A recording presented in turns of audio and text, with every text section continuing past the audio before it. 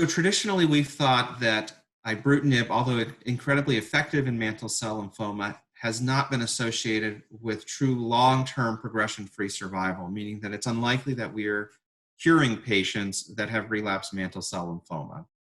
And for most patients, unfortunately, this is the case. They tend to respond well, but will most likely ultimately progress and require additional therapy.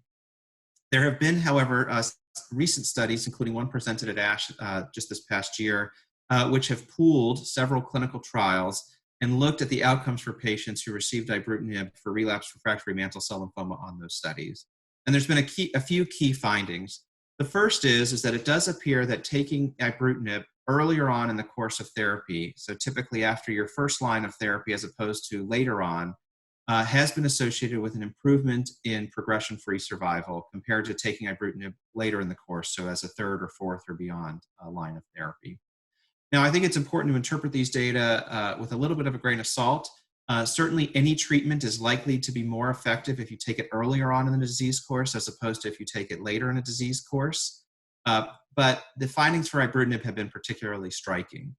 And the other thing that we've started to see is that there is a small percentage of patients who have stayed on ibrutinib for several years who remain in remission. Now, if you actually look at the Kaplan-Meier curve, you can see that by the time you get that far out, it's only a handful of patients that are still being evaluated. Some patients have been censored, and then many patients have unfortunately progressed and or died either of their disease or from other causes. But it does suggest that there's probably at least a small number of patients who will enjoy a prolonged remission on ibrutinib. And certainly administering it earlier in the course of therapy does appear to increase the likelihood of achieving this long-term remission. In the case that we reviewed today, the patient had received bendamustine rituximab, which was a very commonly utilized frontline regimen. However, the fact that they then progressed within 9 months of treatment would certainly suggest to me that a chemotherapy-based approach is unlikely to be the most effective option in this case.